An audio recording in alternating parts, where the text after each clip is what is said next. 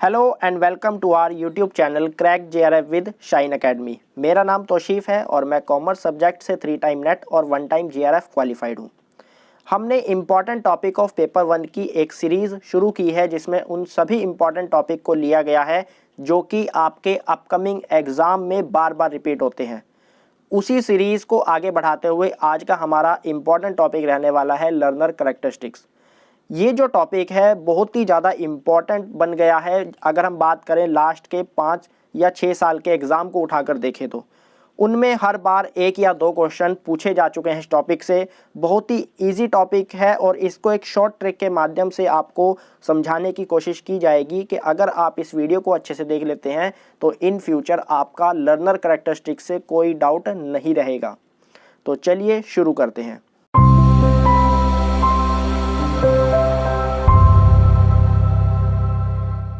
Learner उसे कहा जाता है जो कि कंसिस्टेंटली लर्निंग करता रहता है, यानी कुछ ना कुछ सीखता रहता है। और लर्निंग का मतलब होता है कि जब कोई चीज़ सीखने से आपके बिहेवियर में परमानेंटली चेंज आ जाता है, उसको लर्निंग कहा जाता है। तो इसका मतलब लर्नर वो हुआ जो कि एक पर्टिकुलर टाइम पर एक पर्टिकुलर सब्जेक्ट इस तरह से सीखता है कि उसके बिहेवियर में परमानेंटली चेंज आ जाए, तो उसी को ही लर्नर कहा जाएगा। तो यहाँ पर लर्नर कोई भी हो सकता है, आप भी हो सकते हैं, मैं भी हो सकता हूँ। जो हर एक व्यक्ति जो कुछ ना कुछ सीखकर अपने बिहेवियर में परमानेंट चेंज लेकर आ रहा है, उसी को ही लर्नर कहा जाएगा। फॉर एग्जांपल, अगर आप कार चलाना सीखना चाहते हैं तो अगर आप 2 या 3 दिन कार चलाकर फिर उसको भूल जाते हैं या वो आपसे नहीं चलती, तो आपको एक लर्नर नहीं कहा जाएगा। जब तक आप उसको पूरी तरह से सीख कर अपने बिहेवियर में, यानी उसको पूरी तरह से चलाना नहीं सीख जाते, तब तक आप एक अच्छे लर्नर नहीं बन सकते। तो एक अच्छे लर्नर में या एक बेसिक लर्नर में कौन कौन सी करैक्टरिस्टिक्स होती हैं, उन्हीं को ही हम आगे डिस्कस करने वाले हैं।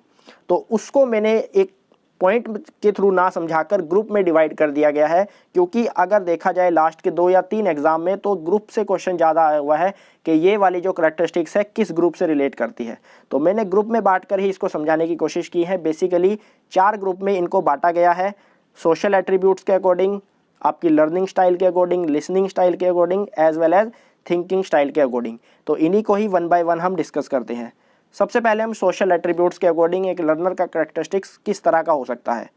उसकी एज या मैच्योरिटी लेवल कितनी है ये डिपेंड करता है, कितना वो मोटिवेट है, क्या उसका एटीट्यूड है अपने सब्जेक्ट को लेकर, साथ ही साथ क्या उसकी एक्सपेक्टेशन है, उसका वोकेशनल एस्पायरेशन किस तरह का है, उसके अंदर कौन सी स्पेशल क्वालिटी है जिससे वो बहुत जल्दी सीख जाता है, और साथ ही साथ उसके अंदर वो क्या एबिलिटी है किसी काम को करने में एक एनवायरमेंटल कंडीशन के अंदर, यानी कैसी भी सिचुएशन उसके सामने आ रही है उसके अकॉर्डिंग वो किस तरह से बिहेव कर रहा है, ये भी एक लर्नर की करैक्टरिस्टिक्स हो सकती है।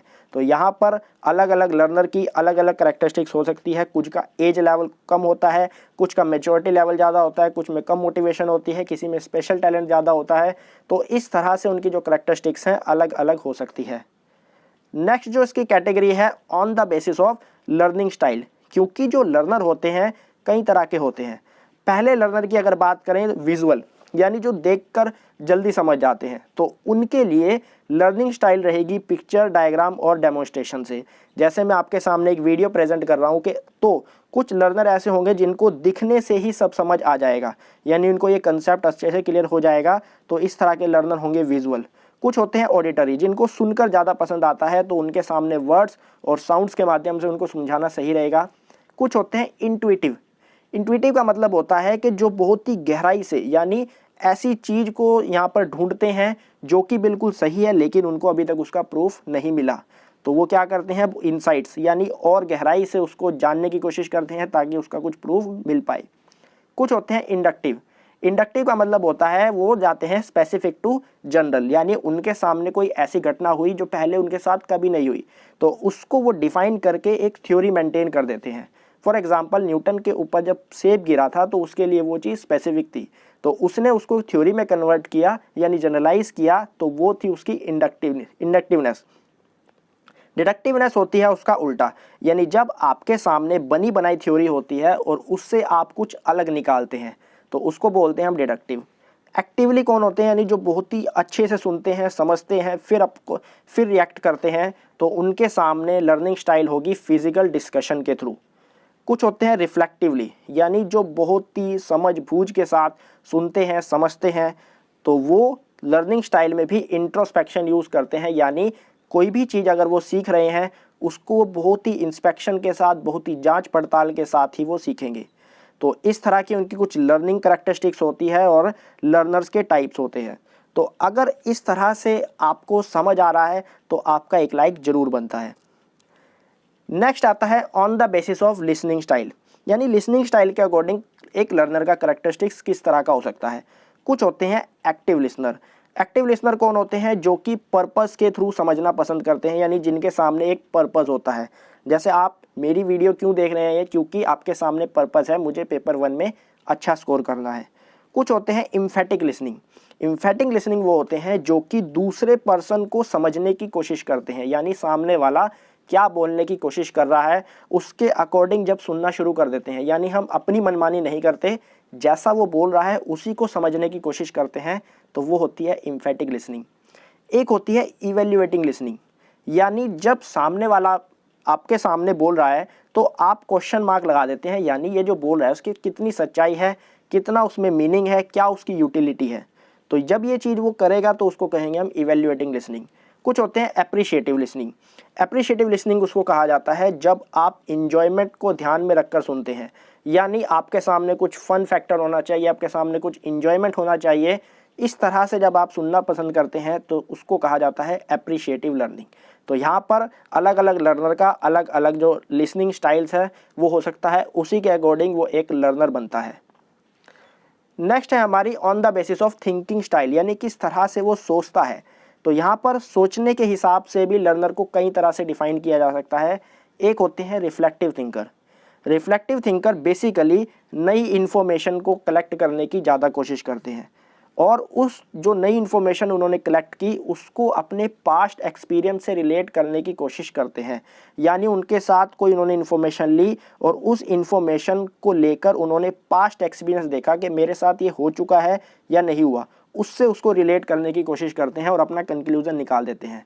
और हमेशा वो जब भी कोई इन्फॉर्मेशन, कोई कंसेप्ट, कोई सब्जेक्ट पढ़ेंगे तो हमेशा वाई ज़रूर लगाएंगे, यानी ये जो टॉपिक है ये क्यों बनाया गया है, यानी किस तरह से ये काम करेगा।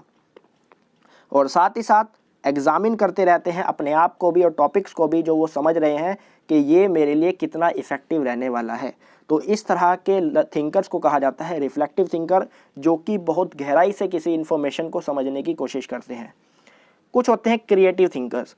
क्रिएटिव नाम से ही क्लियर है, यानी वो नई इन्फॉर्मेशन को गेन करना पसंद करते हैं और वो भी हमेशा वाई लगाते हैं इन्फॉर्मेशन के आगे कि ये जो इन्फॉर्मेशन है या ये जो सब्जेक्ट है ये क्यों आया है, क्या इसकी इम्पोर्टेंस है।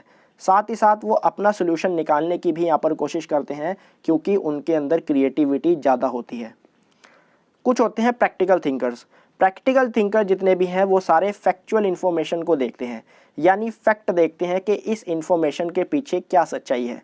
साथ ही साथ वो किसी भी काम को करने का एक सिंपलेस्ट और बेस्ट मेथड निकालते हैं और वो तब तक सेटिस्फाई नहीं होते जब तक उनको ये ना पता लग जाए कि जो मैंने सीखा है वो मेरे लिए कितना बेनिफिशियल है या नहीं। यानी प्रैक्टिकलिटी पर बहुत ज़्यादा जोर देते हैं। जब तक कोई इन्फॉर्मेशन उन्होंने कलेक्ट की उनकी प्रैक्टिकल लाइफ में वो यूज़ नहीं हो जाती तब तक वो पूरी तरह से सेटिस्फाई नहीं हो पाते।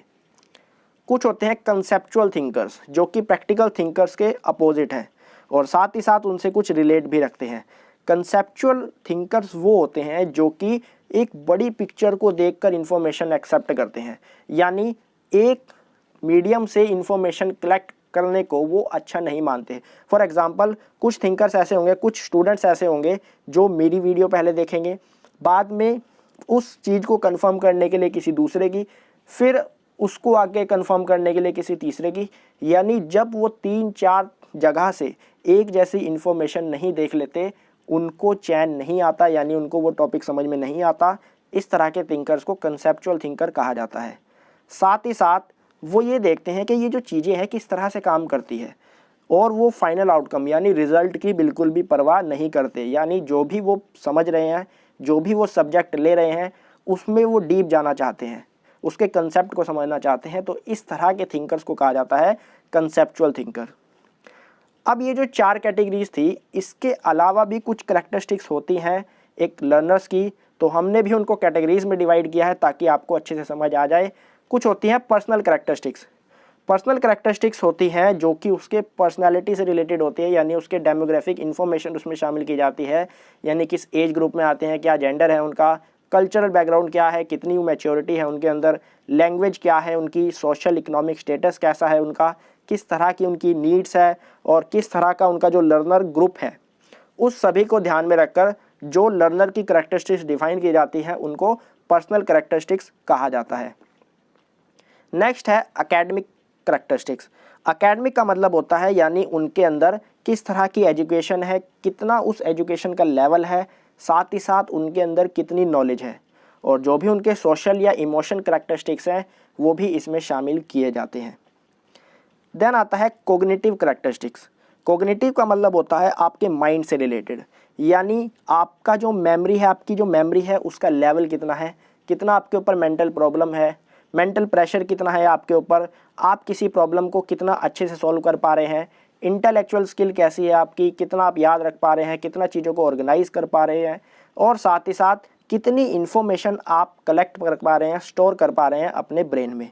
तो इस तरह के लर्नर को कहा जाता है कोग्निटिव करैक्टरिस्टिक्स वाले लर्नर। तो आई होप आपको अब ये जो करैक्टरिस्टिक्स हैं अच्छे से समझ आ गई होगी। अगर आपको ये वीडियो अच्छा लगा तो आप इसको लाइक कर सकते हैं, अपने फ्रेंड्स के साथ जो तैयारी कर रहे हैं एनटीए-नेट एग्ज़ाम की उनके साथ शेयर कर सकते हैं, और हमारा channel Crack JRF with shine academy उसको ज़रूर सब्सक्राइब करें, और साथ ही साथ कमेंट ज़रूर करें या ताकि ये पता लग सके कि आपको कैसी ये वीडियो लगी, क्या इसमें समझ आया, कोई डाउट, या आगे आप कौन सा इंपॉर्टेंट टॉपिक चाहते हैं पेपर 1 में, उसका भी आप कमेंट ज़रूर करें। साथ ही साथ व्हाट्सएप ग्रुप पेपर 1 के लिए बनाया गया है, जो कि वहाँ पर मॉक टेस्ट प्रोवाइड करवाए जाते हैं वहाँ पर, और क्वेश्चन भी प्रोवाइड कराए जाते हैं डेली बेसिस पर।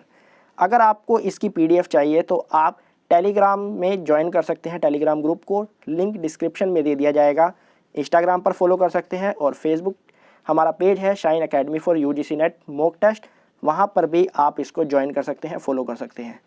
तो आई होप आपको सारी बातें समझ आ गई होगी। इसी तरह से ही पढ़ते रहें, मोटिवेट रहें, अपना ध्यान रखें, अपनी फैमिली का ध्यान रखें, work hard and shine your future. Thank you. Subscribe our YouTube channel Crack JRF with Shine Academy and press bell icon for the latest updates.